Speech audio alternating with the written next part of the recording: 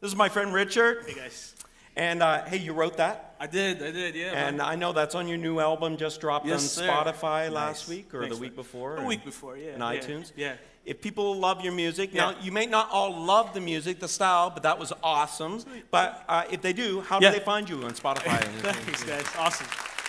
So it's on iTunes, Spotify. You can just go. I go by the name of Komodo. It's the whole Indonesian thing. You'll find out. So Komodo, Komodo, and the name of the album is called Hardcore, and the name of the song is called Bring Church to the Wild. So, Okay. Yeah. So Yeah. Richard, I've known you for years now. Yeah.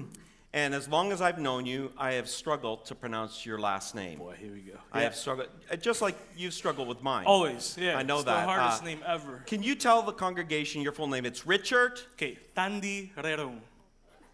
Okay, friends, say it. Richard. Hey, they got it, man. Come on, bro. It's not that hard.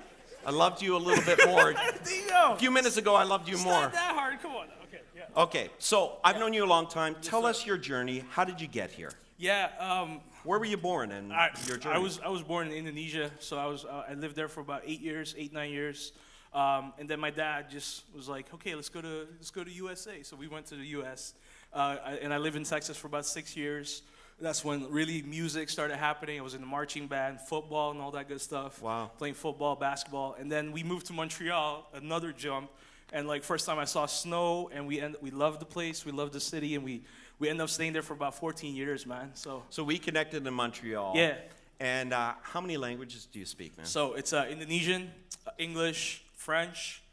I'm gonna say Tagalog, maybe a little bit Tagalog, yeah, because my mom is Filipino. So Wow. yeah, I'm half. That's right. Yeah. That's right. Yeah. So, Richard, when I met you, you were a younger man, a much younger man. Yeah. Much younger man. That's right. But it was amazing your journey because you grew up around church a lot of your life, Yeah. but your life took a real sidestep. Yeah. And then God used people, just like the people in this room, to see you come back to Christ. Yeah. Just talk a little bit about how that happened in your life. Yeah, short story, really. Parents, when I was 14, now, sidebar, my dad is a pastor, so I'm a PK. But when I was 14, maybe That's okay, man. Yeah, That's sorry, I okay. know. Yeah. It's tough. Yeah. But from 14 to when I was around 19 or whatever, young adult, I was as far away from God as you can think. If you imagine your youth, your students, being so far away from God, that's probably who I was. And the funny thing is that I was in church. Yeah. And I faked it pretty good. Right. Faked it pretty good. And, I'll be honest, I had no youth pastor. I had youth that were trying to connect with me, wanted to hang out with me, whatever. But I didn't want the community. To be honest with you, I was like, church is lame, youth is lame. I'm not going to go there. I got my own thing going on. But I loved the music. And I had worship pastors, I had creative people, music people that celebrated my talents, that encouraged me, that challenged me and kicked my butt when I was younger. But those are all love disciplines and love conversations that I had with them. And I remember those people. And you know what? Thinking back, now that I understand the love and forgiveness and grace of Jesus, I wish I was there. I wish I was there with those youth guys. And we grew up, and I know them now, but they're always talking about what they were doing at youth and all the fun stuff they were doing. And I was like, man, I missed out.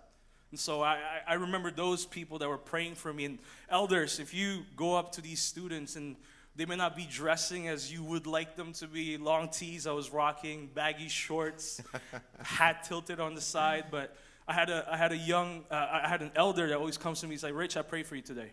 I pray for you this week, man. Thinking about you. Keep coming back. Man, that's great because I know some of the people Yeah. that reached out and connected you, Richard, and they're not your generation even. Not at all, no. And I love that. If you're struggling to connect with younger generations or even if you're struggling to connect with older generations, I've found the secret to the success is not to be pointing fingers, but to be beckoning them. That's very true. Reaching out to them. And I know that because they connected with you and you Absolutely. connected back to God. Yes, sir. Yeah. So here you are. Yeah. You're our youth pastor leading our junior high and youth here, Yeah. and you're doing such an amazing job, Thanks, man.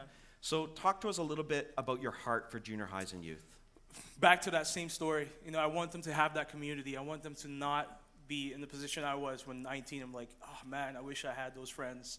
And those people, I find with our youth, we learn about Jesus. That's primary. That's knowing God. That's connecting with what Pastor Jonathan's vision is. And we loving each other really is just connecting in community, and for us to have those dialogues.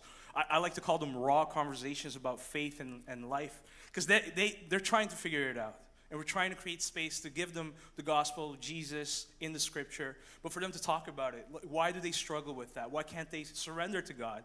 Why is grace so difficult for them to understand? And so it's really just having those moments in community. And the big thing for me in my heart, and this is your fault really, because working under him in Montreal and getting the Pastor Jonathan Smith's flu, reaching out to others.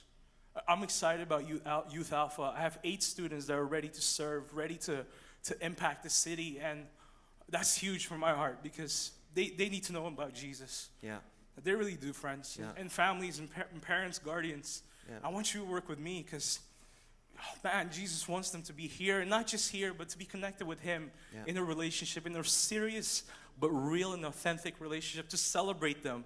I was just sitting down with Aaron. He's in the back, and he's doing camera, and he's serving the church.